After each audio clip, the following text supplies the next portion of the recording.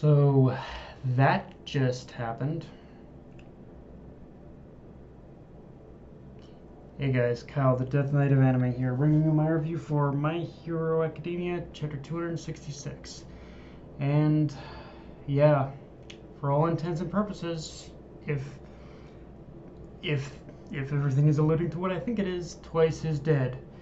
And you know, Twice's death is one of those where I think somewhere deep in my heart, even before this chapter, I knew Twice was going to die. I just didn't want to accept it because of all the characters, not heroes, not villains, just characters in My Hero Academia. Twice is the one I think a lot of, not even just me, but a lot of us wanted to see to make it to the end. Like, Twice has lived his whole life trying to find purpose and meaning and just a place to belong in this world. But he belonged to in this world, and in the but he could never find it because he could never find it even after overcoming his dual personality disorder that was brought on by his quirk. Even before even before his dual personality, he could never find a place to belong. And after he developed his dual personality disorder because of his quirk, it was even less of an he became even more ostracized than before in his life. But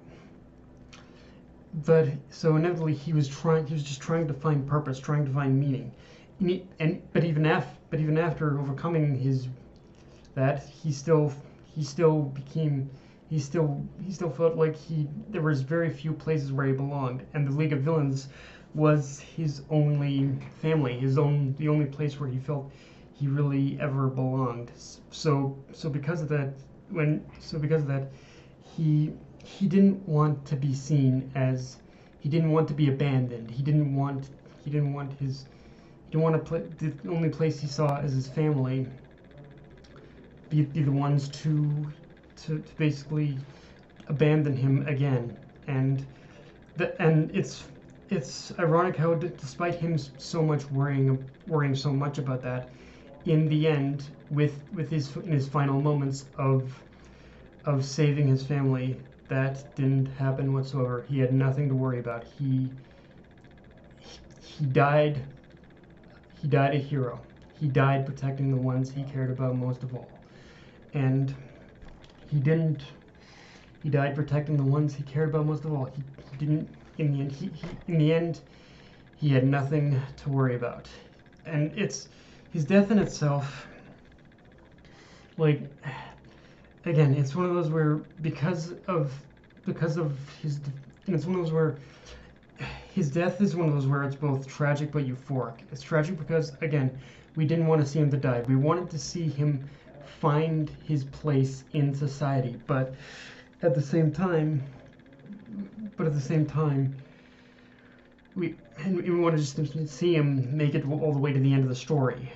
We wanted to see him find, like, true happiness, but at the same time, it's euphoric because in the end, between him, like, in the end, saving his family, saving the people he considers family, his friends, in the end, he realized his place, the place he was looking for all this time, was the place he was searching for, the thing he was looking for all this time. He already had it. It was with the League of Villains.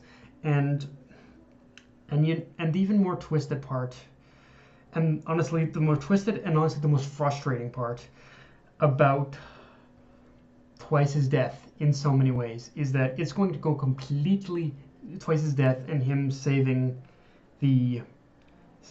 Toga and Compras.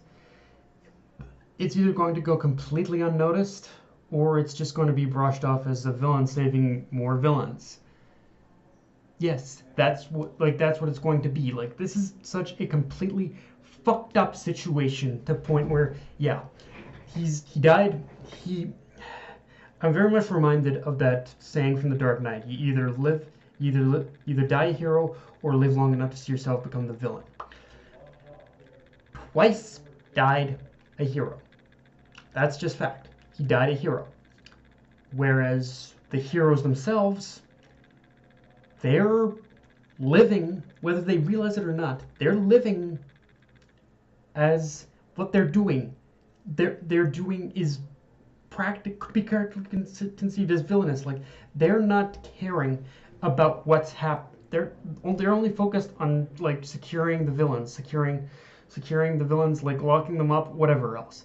They're not considering what's going on in the background right now. What's actually happening to these, probably going to happen to majority of these people in the crossfire. Like, it's all just a job, a mission to them. It's just another mission. They're not taking this as seriously as they should be. And yeah, like, it's really, this was the pinnacle where I said, like, yeah, the villains, all the villains are doing is they're trying to find a place in society that the heroes won't let them because of what society has allowed or whatnot. It just really shows how much things need to change. Like this, like right here, right now, something has to give. Something needs to change.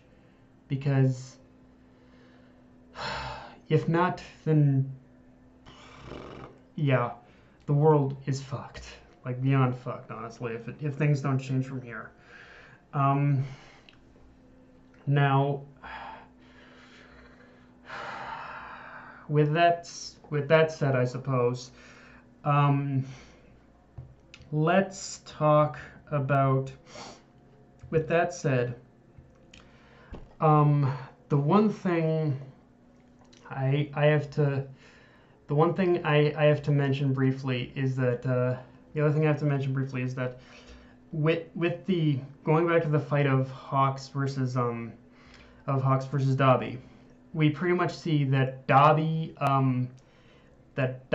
knows Hawks' real name, and I hope it's not a familial connection, because if Horikoshi still intends to make the whole him being related, the more plausible route of him being related to the Todoroki family thing work, then Dabi and Hawks being related would just kind of muddy things up a bit, I think. But if so, I honestly I'm not entirely convinced that's the route they're going. I think it's more that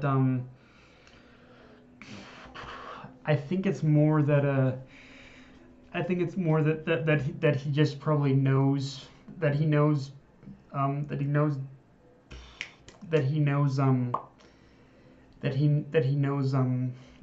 Hawks like pretty much through the like information they've gathered on all the heroes or something like that. That's my first guess. Or B, now this one's a little out there, but as we know, Hawks, as we know, is basically a pretty much government agent hero, like a hero that works like is sort of a spy for the government, basically a double agent for the government. But so one theory I have to that effect probably is that Dabi,